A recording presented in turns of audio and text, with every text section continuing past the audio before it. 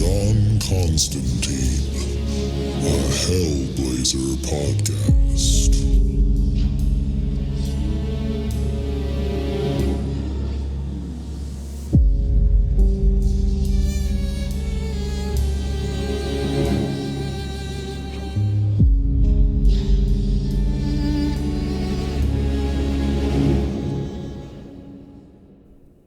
Hey there, everybody, and welcome back. Before we get into the episode, just want to let you know that this is the free version of the podcast, and all that means is that we are way behind where I'm at in Patreon. So if you are loving this podcast and you need more John Constantine in your life, definitely go check us out at patreon.com/planes, trains, and comic books and sign up for the Hellblazer tier, where you'll get access to the entire Hellblazer library that I've recorded so far. And also you'll get access to the exclusive episodes of the Planes, Trains, and Comic Books main podcast. So if any of that sounds good to you, definitely go over to patreon.com/planes, trains, and comic books, all one word, and sign up there. And with that out of the way, let's get into the issue. Today we're reading issue number 86. But before we get into that, just a little catch up on the last issue. John was contacted by an old friend who needed some help with her uncle, who was seeing visions, and it seemed like he was being possessed. So John said he would help. He went to her house where her uncle was, and the uncle was in fact saying a bunch of gibberish and a bunch of things that didn't make sense, but it turned out that these were actually prophecies that he was talking about. And John knew that because he was also having the same visions and prophecies. And right as John was about to dig a little bit deeper into the uncle died of a heart attack, and John was left standing in a room with a dead guy trying to figure out how to get out of here. So after realizing he had no way out except the way he came in, he cracked the door to the hallway open, getting ready to tell his friend that her uncle was dead. But when he came out into the hall, he was greeted by three beings. One was a ghost named Sir Francis, one was a cat person named Murnarr, and the other was a woman who had no arms and no eyes, and her name was Bonadia. And they were there to try to recruit John because they need a powerful magician to help them with a spell that would hopefully stop all the things that the uncle was talking about in the prophecies from happening. So John hears Sir Francis out, and he does eventually agree to help Sir Francis. But John is noticing that besides the prophecies that are going on, a bunch of stories on the news and things he's seeing on the streets are matching up to urban legends that he's heard of before. One of them was on the plane to Philadelphia, the pilot pretended like he was a drunk passenger on the plane that offered to fly when the stewardesses said the pilot was late. And at the end of issue 85, we were left with John and Sir Francis arriving in Philadelphia in the airport. So first things first, with issue 86, we got the cover. We see John is facing away from us, and he's looking back at us. And behind him in this picture is the Earth floating in space, and he is flicking his lighter and setting the Earth ablaze. We also see on the cover that this is written by Eddie Campbell with art by Sean Phillips. And as we turn to the first page, we see we are in Tennessee, and there's a man with a very large sore on his face, and there seems to be some sort of preacher that is trying to heal him of that sore. And this preacher is talking like, a televangelist or something who's trying to cast a demon out. So he's saying, "I can see the leering and gleaming in your eyes. I smell the demons by the breath and odor of your body. Let them be expelled now." And as the preacher says this, the sore on the man's face bursts open and hundreds of cockroaches come out of it. And the narration says, "That's great. Now they'll have to reevaluate his claim about the 900-foot Jesus." Then we turn the page and we cut to Italy, and we're in some sort of cathedral or building that looks like that. And there are jars of human remains, and someone is breaking them open. And one of those jars is of a head. And the person breaking into the jars takes the head and he puts it on his shoulder and he kind of fuses it to himself, I guess. And the narration says, "So, all the extant relics of John the Baptist got themselves together and walked out for a cannoli and an espresso on the Piazza Navona." Then we get to Philadelphia, and we see John and Sir Francis are waiting in a room, and John is saying to Sir Francis, "So bloody what?" And Sir Francis kind of laughs and replies, "Ha ha ha. It's a smoke screen, don't you see? My intention is to draw attention away from the fact that reality is unraveling by causing the world to think that it's merely the apocalypse that's come to pass." And we also see on this page that the name of this issue is Warped Notions Part 2, The Everything Virus. And Sir Francis goes on saying, "Pestilence, the dead coming back to life, all that sort of thing." And John sarcastically replies, With 200 years to mull it over, I'd have thought you'd come up with something more original. And then he gets kind of serious and says, I think it's time you filled me in a bit more. And Sir Francis says, Indeed, Mr. Constantine, but I await the 5th member in my new, Hellfire Club. And John says, I take it you're counting me in there? And Sir Francis smiles at him, and John says, Yeah, I was afraid so. And just as John says that, another ghost walks into the room through a wall, and he's dressed in similar clothing to Sir Francis, and he is also an older white gentleman. And Sir Francis turns and sees him and says, Benjamin, my dear American friend, how timely. We received news of your activity in Tennessee. So like Sir Francis was saying earlier, it seems all the prophecies that the uncle from the last issue and John had been seeing are happening, and they are the precursor to something bad. We're not exactly sure, but Sir Francis and his friends are trying to muddy the waters of the common folk who are seeing these things, and he's making it look like the apocalypse is happening instead of what's actually going on, which we don't really know yet what's going on, but he's making normal people in the world think that the apocalypse is happening because that is something they at least know about and can kind of wrap their head around. So as this new ghost enters the room, he says, Good morning to you, Sir Francis. And then he looks around questioningly and says, And Murnarr, did our dubious feline friend come through? And Sir Francis answers, Yes, all according to plan. Now, this is the fellow of whom I spoke. And Sir Francis gestures to John, and so John walks up to the new ghost, kind of giving him a once-over, and Sir Francis introduces him saying, This is Mr. Constantine. And as John looks at the new ghost, it seems he recognizes him because he says, Well, if it ain't Benjamin Franklin, the most regularly spotted ghost of the last 200 years. And Ben Franklin looks at John and says, Yes, they used to credit me with working out the problem by which beings in heaven can communicate with the beings on earth through potential agency of magnetic forces. And then Sir Francis chimes in saying, What spirit gone heavenward would be more likely to have accomplished it? And Benjamin Franklin says, Ah, heaven. I had not the vanity to deserve it, the folly to expect it, or the ambition to desire it. Ah, would that I were flesh again like you, Mr. Constantine. I imagine I could lose myself not only in tea, but also coffee and chocolate, perhaps a ham, and several other good things. And John jokingly says, I could murder a bacon sandwich myself. And Benjamin Franklin continues, The tedium of spirit life is just like that of the church services which gave rise to Sir Francis's abridged Book of Common Prayer, a book that I helped him compile. And Sir Francis says, The mind wanders, and the fervency of devotion is slackened. And Benjamin Franklin looks at John and says, The same discontent has led in these times to the decline of orthodox religious authority and the multiplication of cults founded on platitudes and persuasive lies. Your prophets are sideshow conjurers. Your cosmic enlightenment is beamed down from Mars Sector 4. And I got a little confused at this part because I wasn't sure what that meant, but I think he's just saying that all the things that humans believe right now are bullshit. So Benjamin walks to the window and he looks out of it and he says, Admirable philosophies are made to perpetuate the worst values of the affluent society: egoism, acquisitiveness, the desire for power. God is asked for financial advice. We see around us a mad confusion that has allowed chaos to gain a toehold, Mr. Constantine. And John says, I'm not sure what I'm seeing anymore, mate. I could be daydreaming in a padded cell for all I know. And it seems like Benjamin doesn't like what John just said because he's kind of making a joke of it. And so Benjamin looks at him seriously and says, Soon, all the maps that guide us through our reality will be obsolete. All of our systems of knowledge based on current perceptions will be useless. We must cast a spell that will bind the parts back together and hold them there. That's where you come in, Mr. Constantine. And then Sir Francis steps in and says, You must circumnavigate the globe for us, Mr. Constantine. Now, do you have about you a talisman, as I suggested before we began our voyage? And John moves over to a chair in the room, and I should say that there's for sure no one in this house because people have put sheets over all the furniture so that it won't get dusty, so there shouldn't be anyone here. But also, John sees that furniture, and he moves to one of the chairs and he sits down. And to Sir Francis's question about a talisman, he says, You mean a wand of valor, a cup of sympathy, or a sword of reason? And then he looks down at his hand and says, all I've got is me fag lighter.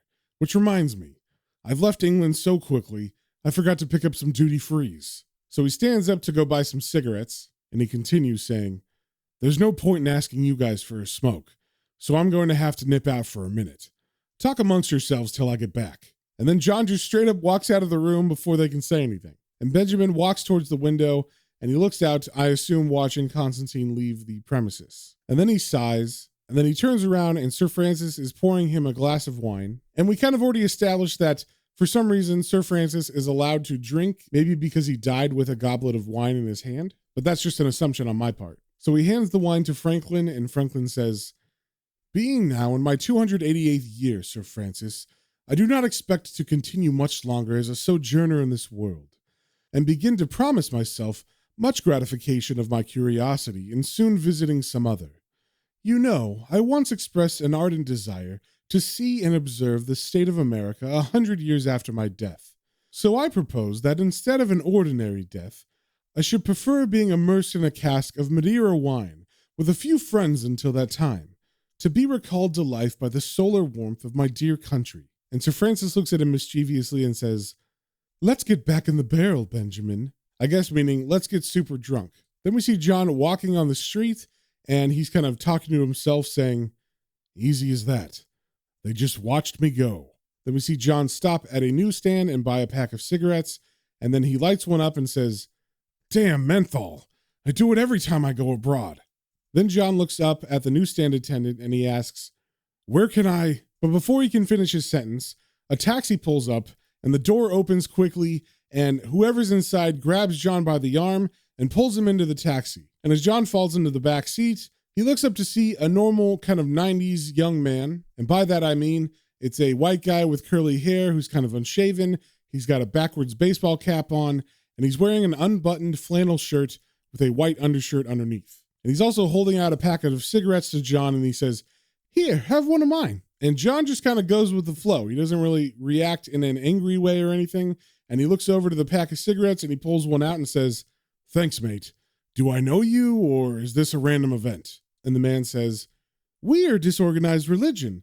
Like the man said, organization is the work of the devil. And John jokingly says, well, that's all right then. For a minute, I thought you were the Jehovah's Witness Protection Program. Then he sits back in the seat and he gets comfortable and he starts to smoke. Then the man leans forward and starts to talk to the driver. And in this panel, we can see who it is. And the driver is actually Morpheus from Sandman. So the man in the backseat laughs at what John said. And then he says, hey, Dream, we've got our man. Back to headquarters. Then he says to John, Mister, we are the Church of Virtual Reality. And John asks, so what do you guys believe in? And the man in the backseat answers, we don't believe in nothing. Your reality's as good as mine. You make the world in your image, and me too. Then the car stops, and Morpheus and the man in the back seat get out, and he says to John, we're here. Out we go. Then he walks over to John, and he shakes his hand and says, we should get to know each other, pal.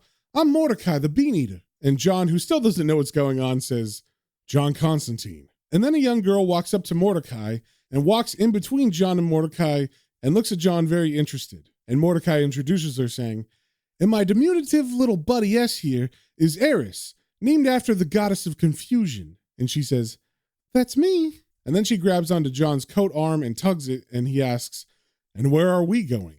And she replies, there he goes on his toes for a wee-wee, I suppose.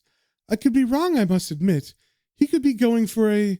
And I think she's trying to think of something that rhymes with admit, but she can't, and she just points to the bar behind John and says, to the bar. So we cut to inside, and I guess Eris is actually old enough to drink because she's sitting at the bar talking to the bartender as Mordecai walks John to a back table where another woman is sitting. And Mordecai says to the woman, oh, great poobah, here's that guy Constantine. And the woman says, welcome, that guy Constantine. I'd love to sit around and chew the fat, ask how the queen's keeping and all that stuff, but directly to the point, we know what's going down. Well, to be honest, that's not exactly true, but then neither is anything else. And John replies, you mean about reality being kicked in the bollocks? And then they both move to sit down, and she replies, yeah, is that how they explained it to you? And John replies, nobody's gone through the trouble of drawing me a picture, if that's what you mean. So far, it's all bleeding and binding, and drink your cod liver oil, mate. And she says, they put it to you like that? That's all medieval shit. Look, man, it's like this. It's a virus. This is the biggest shit going down since AIDS. And John asks, AIDS? Virtual reality? Are we talking medical or electronic here? And she answers, both. The whole works. This is the everything virus. Then she stands up and leans on the table like she's serious and says, what in fact's wrong with our sorry world, universe, my God, the whole freaking enchilada is that no, forget that. Look, it's like this. Viruses. Yep, viruses. They're biological pirates. They invade living cells and exploit the complex machinery to make more viruses. And almost all of the chemical reactions required to bring about this endless cycle are performed by the cells they invade rather than the virus itself. And the weird thing is, it's almost a sentient thing. We're playing football, and it comes on playing checkers. Then she takes a cigarette from John's pack that Mordecai gave him, and they both light their cigarettes, and then John jokes about what she had said with them playing football while the virus plays checkers. Yeah, Arsenal's been doing that all season. But she doesn't laugh, and she looks at John and says, this is serious, Constantine. We don't just get dead. It's worse than that. And then she kind of walks away as Mordecai walks up with a cup of coffee, and he says, the first stage, you'll start to see phony systems infiltrating the regular one. And John looks up at him and says, you mean like urban legends coming true? And the woman gets very excited and says, holy shit, did you see that happen? And John answers saying, right before me very eyes. Let me ask you a question. How'd you people know who I am and where to find me? And Mordecai answers, disturbances in the Matrix, man. Too many coincidences preceded you. And then all three of them sit down at the table again, and Mordecai continues saying, the future informs the present just as much as the past does. And John says, you people have been reading too much Robert Anton Wilson. And the woman says, that's not true, but then, and John cuts her off saying, yeah, I know, neither's anything else. Then he looks at her seriously and says, everybody's talking about viruses. It's the latest buzzword. And she replies, you mean that business in Zaire that reduces the human body to a glutinous ooze in a matter of hours? And Mordecai turns to John and says, it came out of the fetid rainforests of the Ebola River and ravaged 55 villages before they contained it. Makes the skin look like tapioca pudding except purple. The intestines fill with blood, eyelids bleed, and the patient vomits black fluid. The victim leaks blood containing huge quantities of the virus from the nose, mouth, anus, eyes. In severe cases, Ebola kills so much tissue that the cadaver begins to liquefy. The Zarian army sealed off the area with thousands inside. The sick were isolated in their huts and left to their own devices. Belgian missionary nuns were among the many who died in extreme agony. They reckon the damn thing almost took legs over here. And John cuts in, yeah, I heard about that. The incident in Reston, Virginia with the imported lab monkeys. The army had to go in wearing pressurized spacesuits and douse the place with chemicals. They're supposed to be doing a film about that. Then Eris, who's been sitting at the bar listening to this conversation, says, yeah, I hear they got Robert Redford. But they ignore what she says, and Mordecai gets very serious and he says, and they say Ebola's still lurking in that jungle, a virus more deadly than AIDS. And John says, well, let's say this all makes sense, and I'm not saying I think it does. What are your thoughts about a solution? And the woman replies, well, that's just it. Rainforests. And John is kind of confused, and then Mordecai sees that and says, yeah, didn't they get a retarding agent for prostate cancer out of a toad in tropical Australia? And John says, I don't know, did they? And the woman kind of ignores this little conversation and she says, it's said that there's no shortage of wonder drugs waiting to be found in the rainforest. Apparently, we know little or nothing about the chemical composition of 98.6% of Brazilian flora. And at that, John seems to have had enough. He stands up and he says, you're all bloody daft. And then Eris at the bar says, well, do you have a better idea? And John kind of gives them a shooing motion and says, I'm going home. But the woman stands up from the table and says, wait, this isn't a joke. This is serious. Real life's a joke. And as John walks away from them, he says, you're telling me. And then Eris runs up to him and grabs his sleeve and says, we'll get you back to your hotel or wherever you're staying, that guy, John Constantine. And John looks at her and says sarcastically, Very decent of you, Eris named after the goddess of confusion. But then Eris notices something behind John as he's about to walk out the front door, and she says, "Oh, pussycat, pussycat." And a confused John just kind of finishes the rhyme saying, "Where have you been?" And Eris says, No, that one over there." And then she points behind John, and John turns around and he sees Murnarr running at them, and he says, "Oh, bugger, Murnarr." And then Murnarr reaches for something at his belt, and we see he has a sword. And as Murnarr begins to remove it from the scabbard, John pushes Eris back and says, "Don't hang about, love. Run." And Eris takes off, and John tries to run as well, but for some reason he can't. And his narration says, "Feet made of cement. It's like a dream. We're in slow-mo." But Murnarr is not in slow-mo, and he runs up to them with his sword out, and he takes a swing at Mordecai, and he chops Mordecai's head off. And John is super freaked out by this, of course, as blood sprays from Mordecai's neck all over John. And Murnarr doesn't attack John. He runs by him and says, "You do the binding, Constantine. I'll take care of the bleeding." Then we cut back to the room where Sir Francis and Benjamin Franklin are getting drunk, sitting in chairs, and Benjamin is saying to Sir Francis, "Long ago, I once felt a little compunction in reflecting that I spent time so idly, but another reflection will come to relieve me, whispering, 'You know your soul is immortal. Why then should you be such a niggard with a little time when you have the whole of eternity before you?'" And I had to look up that word niggard because it's spelled pretty close to a slur, but apparently that word doesn't have anything to do with the slur, and apparently it originated before the slur word, and it means stingy or ungenerous. So after his little speech, Benjamin Franklin and Sir Francis recline in their chairs, and Benjamin puts his feet up on the windowsill, and that, my friends, is the end of the issue. So we'll have to wait until next time to figure out why Murnarr attacked this new group of people, and whether Sir Francis's group of people are good or not. So if you guys have any comments, questions, or suggestions, you can email me at planestrains and comicbooks, all one word, at gmail.com, and we will see you on the next one.